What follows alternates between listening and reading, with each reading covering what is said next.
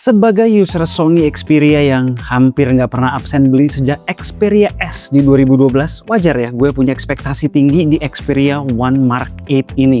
Desain baru, di atas kertas banyak hal menarik, namun tidak menghilangkan jati diri sebuah Sony yang udah melekat. Ekspektasi tinggi jelas, realitanya konsisten. Konsisten bikin gue geleng-geleng kepala.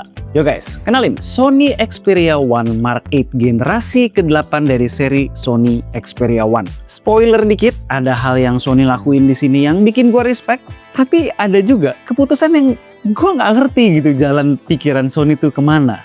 Di video ini gue bakal kasih first impression gue tentang beberapa hal setelah menggunakannya selama sekian hari, sambil terus testing untuk full reviewnya nanti. Ready? Let's go!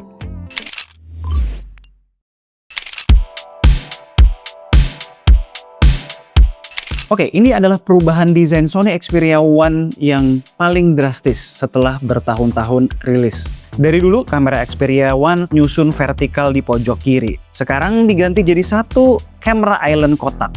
Pertama lihat agak asing, tapi makin dipegang makin masuk akal. Modulnya memang harus segede ini buat nampung kumpulan sensor yang lebih besar. Yang menarik, bagian belakangnya tuh kayak punya tekstur kasar gitu. Di tangan rasanya unik, ngegrip banget, nggak licin sama sekali. Tapi jujur ya, feel-nya tuh kayak megang kikir halus gitu. Sebagian orang bakal suka, sebagian bakal ngerasa aneh. Ini bener-bener selera, tapi kalau gue suka banget. Dan ini mirip ya sama si OnePlus 15 kemarin, yang kalau kita scratch bakal kelihatan ada berbekas, tapi bisa dihapus dengan mudah bekasnya. Masuk ke satu hal yang bikin gue salut ya sama Sony. Di tahun dimana hampir semua flagship udah ninggalin fitur jadul dalam tanda kutip, Xperia One Mark 8 masih nyimpen jack audio 3,5 mm, slot micro SD, tombol shutter fisik, dan layar yang bener-bener bersih tanpa lubang kamera depan, stereo speaker yang masih logis ngadepnya, ke depan semua, ke arah user, bukan malah menjauh dari user. Ini satu-satunya flagship di 2026 yang masih ngasih the whole package itu. Buat sebagian orang, ini aja udah bisa jadi alasan buat beli. Oh ya, perlu di-note ya, HP ini kalau mau dual SIM, salah satunya tuh harus eSIM, karena slot micro SD-nya bukan slot hybrid. Kita masuk ke jeroan. SoC-nya pakai Snapdragon 8 Elite Gen 5. SoC di kelas paling tinggi tahun ini. Sony klaim performanya naik sekitar 1/5 dibanding generasi sebelumnya, sekaligus lebih hemat daya. Ini antutunya not the best buat sebuah Snapdragon 8 Elite Gen 5 pastinya. Tapi buat pemakaian harian sama gaming santai ini udah lebih dari cukup. Tapi kalau untuk bermain lama-lama, nanti setelah gue tes secara intensif, bakal gue update di video full review.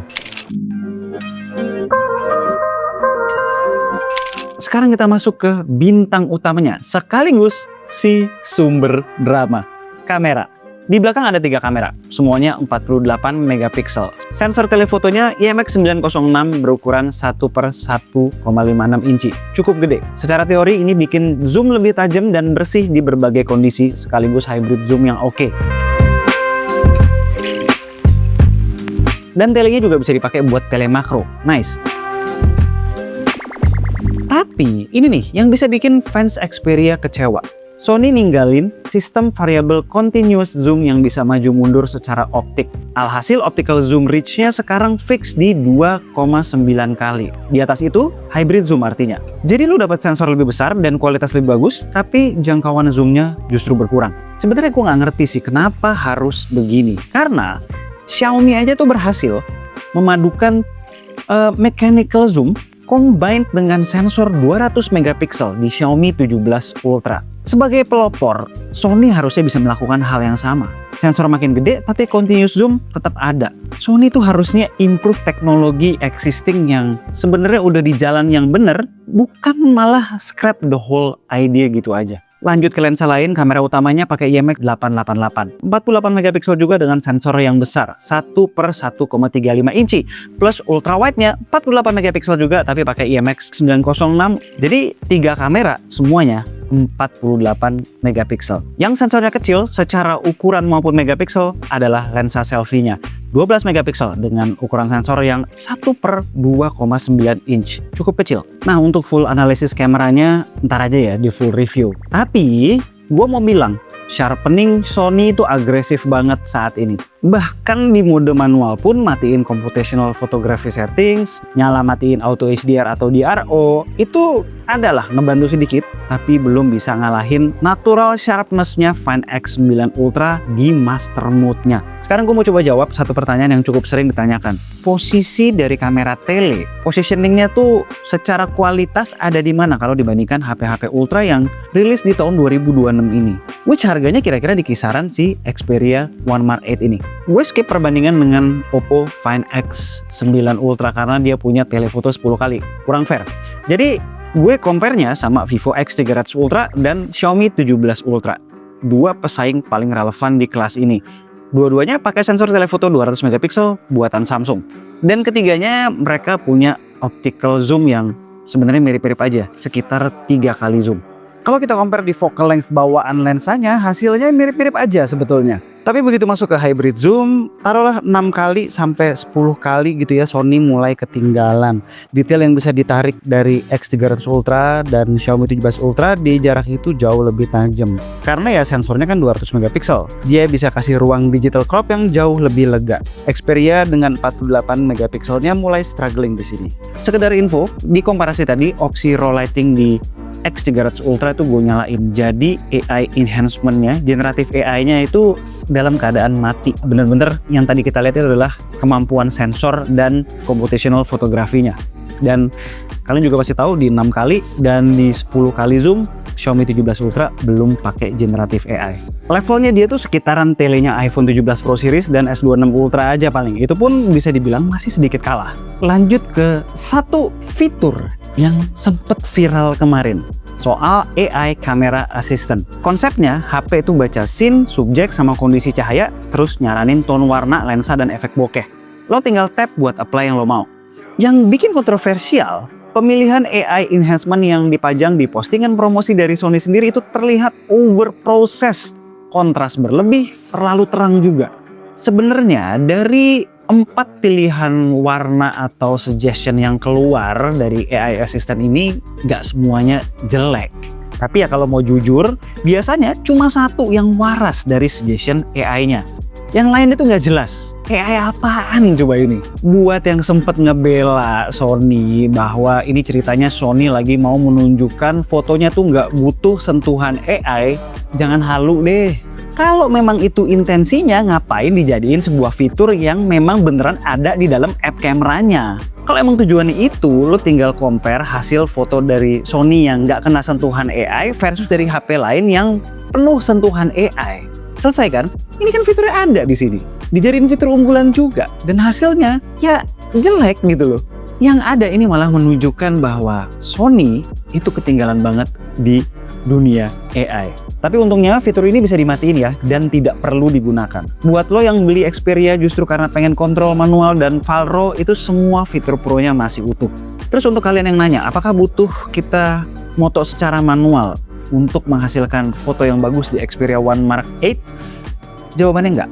Autonya udah bagus. Mode pro atau manual hanya memberikan creative power ke usernya aja. Bukan jadi kunci foto bagus lagi since beberapa generasi yang lalu. Sekarang nyobain video kamera depan dulu. Selfie 4K 60 fps. Stabil sih stabil ya, cuman kayaknya image quality-nya ada kurang. White balance juga masih lari-lari. Kayaknya masih butuh update untuk white balance. Cuman kalau image quality gue nggak tahu apakah bisa dibenerin atau enggak. Ini juga exposure masih naik turun cepet banget. Kita harus segini nih. Ini gue manual nih, manual exposure baru waras. Tadi gonta ganti terus naik turun. Untuk videonya, gue tes pindah-pindah lensa dulu nih di 4K 60 fps buat di first impression ini. Dia pelan banget ya maju mundurnya, layaknya kamera beneran. Pas ganti lensa pun cukup seamless transisinya. Nah buat yang penasaran, full detail kameranya gimana? Tungguin aja nanti di full reviewnya. Sekarang rest of the phone-nya seperti apa?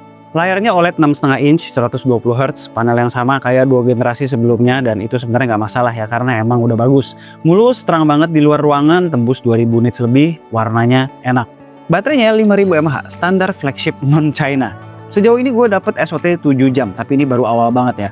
Yang gue kurang srek itu kecepatan chargingnya yang masih 30 watt, nggak naik-naik. Samsung aja udah naik loh. Di saat flagship lain, apalagi yang HP-HP Cina udah jauh ninggalin dia soal ngecas. Buat HP semahal ini di 2026, ini adalah titik lemah yang nyata. Dan jangan lupa, nggak ada charger maupun kabel USB juga dari dalam box. Super pelit.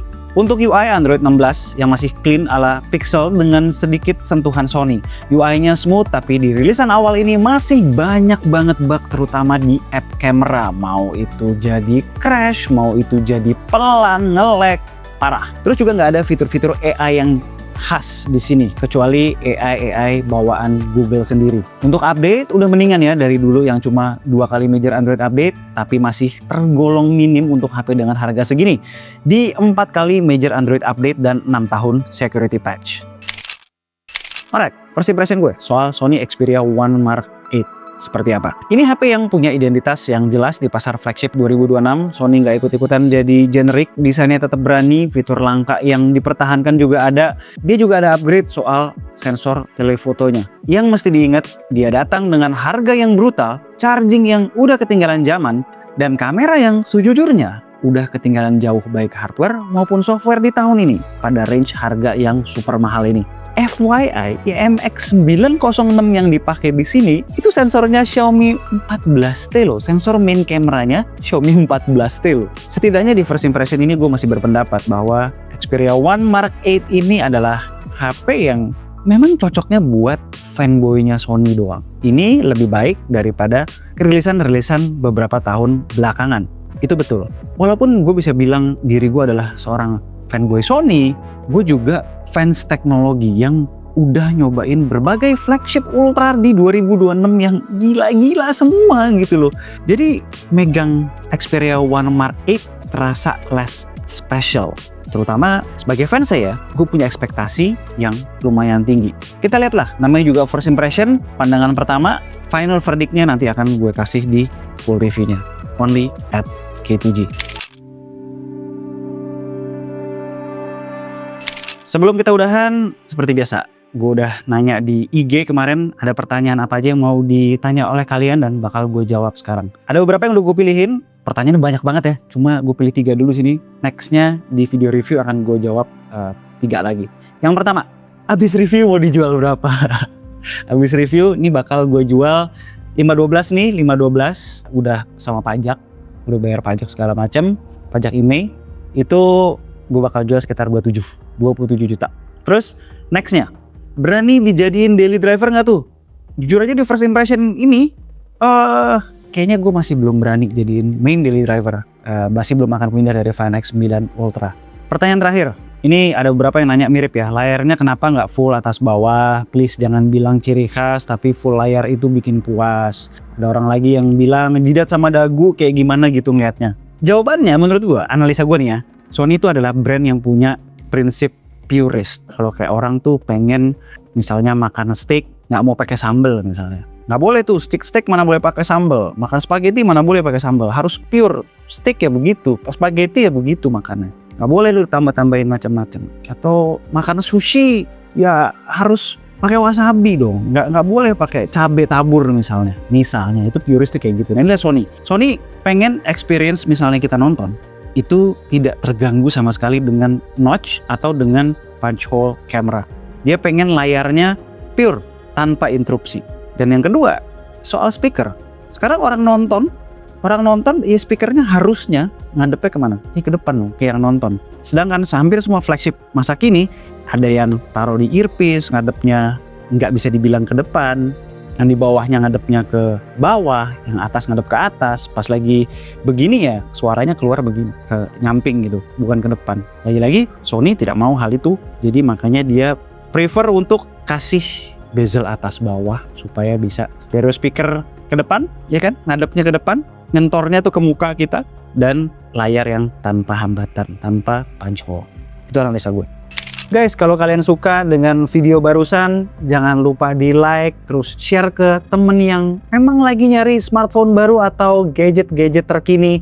Dan jangan lupa pastinya subscribe. Terus buat kalian yang udah subscribe, jangan lupa juga nyalain tuh loncengnya, dibikin all. Supaya kalau kita ngeluarin video baru, kalian langsung kena notifnya. Jangan lupa abis kalian like, klik hype up juga biar video kami bisa ditonton orang yang lebih banyak. Itu akan sangat-sangat membantu K2G. Thanks guys. Sekian aja video dari gue kali ini. Gue Alesa M. This is K2G. Tunggu racun-racun kami berikutnya.